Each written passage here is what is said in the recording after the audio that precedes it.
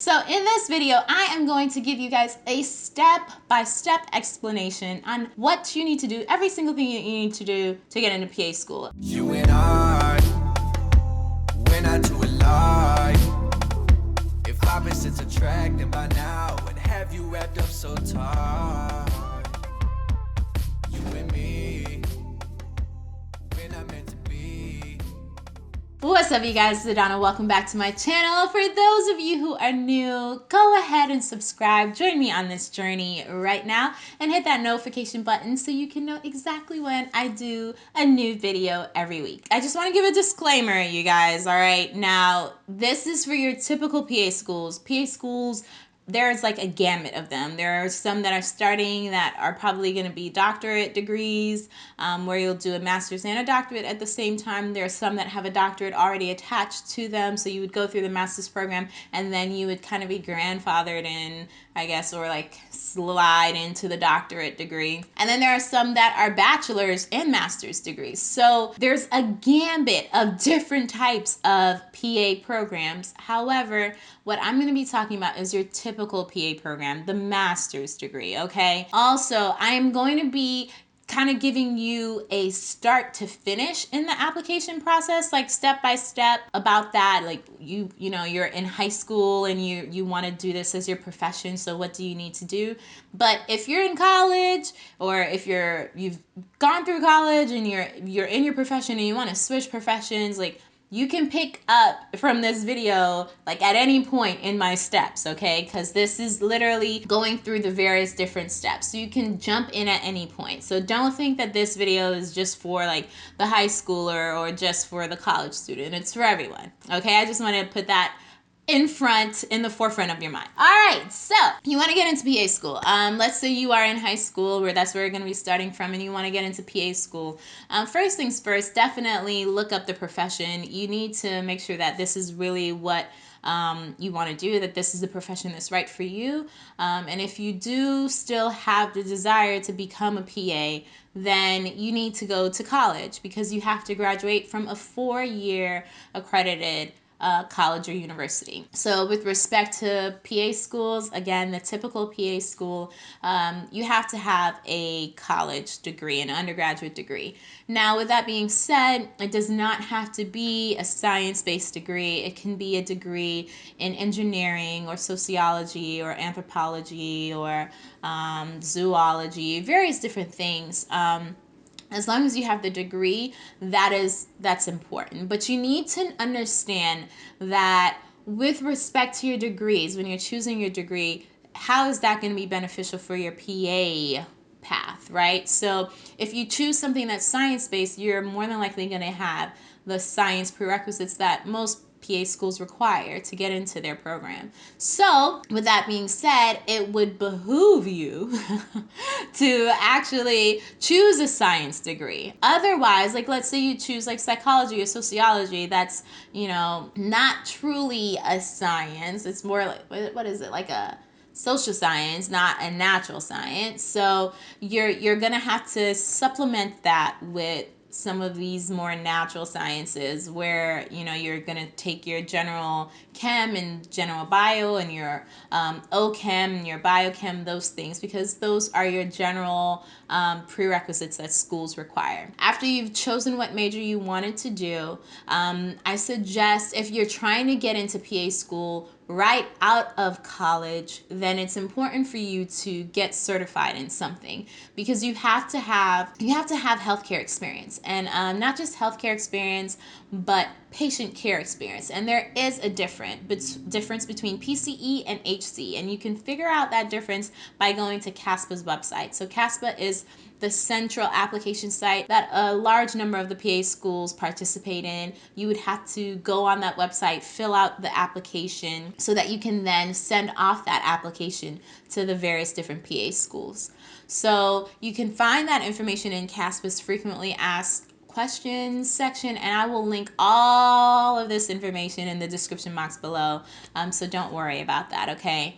But yes, there's a difference between patient care experience and healthcare experience, and you're gonna need like direct patient care experience. So it's important for you to get certified in something. Become an EMS, an EMT, and a CNA, a PCT, an ED tech.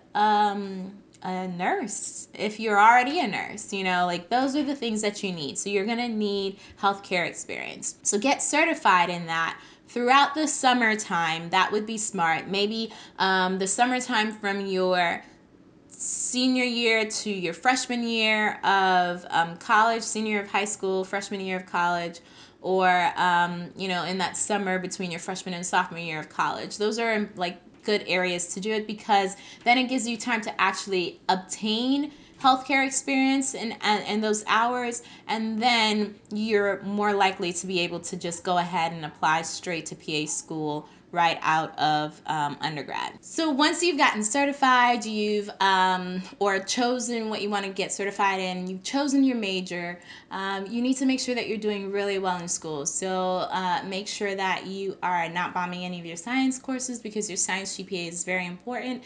And then also make sure that your overall GPA is up to par, because the majority of PA schools require a 3.0 or above GPA. That's the minimum, but you don't want to do the bare minimum. You want to be like an overachiever in a sense. So you definitely want to go ahead and try to shoot for that 3.5 or above. And that's with both your science GPA and your overall GPA. Once you have made sure that you're doing really well with your GPA, as well as your certification, and you're working and you're just doing your thing, you also need to make sure that you can get some shadowing hours in. And now, you guys, this is like, it sounds like a lot to do, but if you plan your time really well, then you will be able to get all of these things done. So you're gonna have to shadow a PA. It's important just to know like what the various different specialties are, what the role of the PA is in that particular specialty, and it just opens your eyes up to the profession a little bit more. And most PA schools require some form of shadowing. The numbers may vary, but requiring shadowing is becoming a norm. So you're gonna have to find a PA to shadow, and this can be very difficult if your school is not affiliated with like a hospital, or because of HIPAA and all of this stuff. So it's important to start early. Start searching for that early. And shadowing does not have to happen in college. It can happen in high school. It can happen like after you've graduated. It can happen at any point in time. There's no cap on shadowing. So just shadow as many PAs as you possibly can. Once you've gotten that done, you should also be thinking about your personal statement, because that is like, I feel like that is like one of the major things that gets you into PA school. If you're lacking in some of these other areas, like you're kind of a little bit mediocre, then actually having a bomb personal statement is going to be beneficial. And I talk about that in one of my videos. I will leave a link for that as well. And I talk about a lot of this in some of my other videos. So if you have not seen them, you can always search them in the search bar of my channel, and I will do my best to leave a link to the majority of these different things in my description box as well. Once you've done your personal statement, you've already chosen your major, you're doing really well in it, you've gotten your certification, you're getting like your hours in. Once you've done all of that, it's time to think about taking the GRE, because that's also a really important part, and you have to do kind of really good on your GRE. I always say 310. I mean, I know there are some schools that are like 295 or like a 300, but I mean, I think that that's kind of low, especially if you are kind of low in other areas. Like you try to do well in everything. But if you can do really well in some of these different things, then they kind of make up for some of like the low impact. I always liken it to like your credit score. There are things that are high impact on your credit score, and there are things that are low impact. And you want to make sure that the high impact things you're doing really, really well at. And those things are like your GPA, your GRE, and I would say your personal statement. So make sure that you do really well on your GRE. You're going to have to sign up to take the GRE, figure out what location you're going to do it at, when you're going to take the GRE, and how you're going to study for the GRE, because it's important for you to do well on it. So if you're in school and you're trying to do all of these different things at once, maybe it might be best for you to take it during a summer break. Like the summer before your senior year, if you're trying to apply for a PA program in your senior year of undergrad. If you're already out of school and you're just trying to figure out like, okay, what do I need to do next? Then yeah, you plan it around your life. But those are that's important for you to make sure that you know when you're going to take the GRE, how long the test is, and the time that you're going to need to put into studying. So once you've done all of that, it's important for you to now go and apply through Casca. You also need to have in the back of your mind, who are you going to ask for these recommendation letters? Because you're going to need letters of recommendation, at minimum 2, at max 3.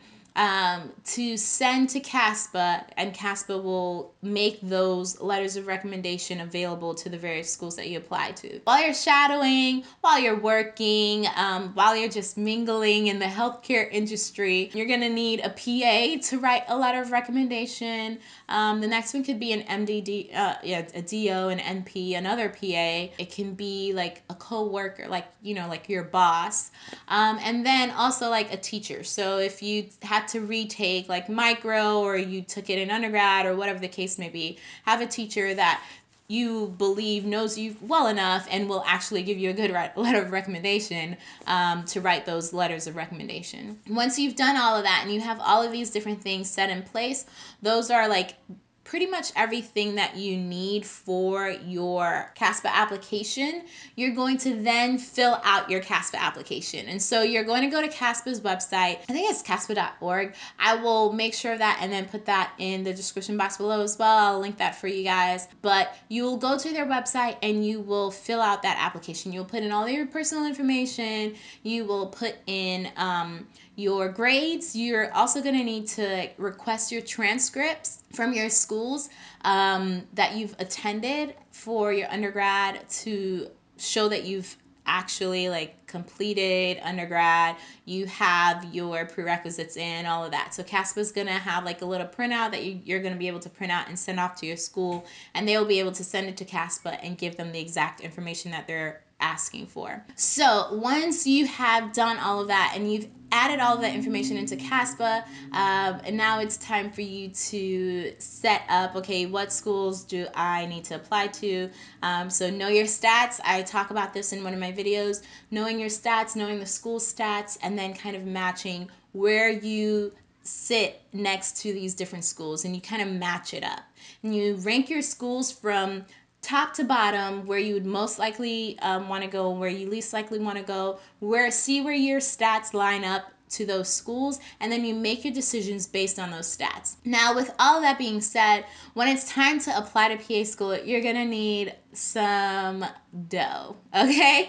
So you're gonna need at this point in time, I think the first application that you send out is $175, and then every application after that is $55, I believe it is. But all of that information is on Casca's website. So you're going to have a little bit of change to apply to these different schools. And so the more schools that you apply to, the more money you're going to need. And some schools require supplemental applications which have their own fees as well. So just keep that in mind. Have a little stockpile of money set up.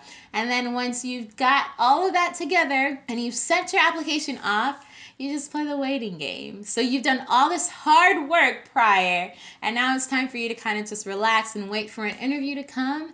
And then you go and you ace that interview, and then you get into PA school, and we can be colleagues in the future. And so that is a step by step. I just broke it down for you, step by step, what everything you need to do to apply to PA school and then hopefully get in the near future.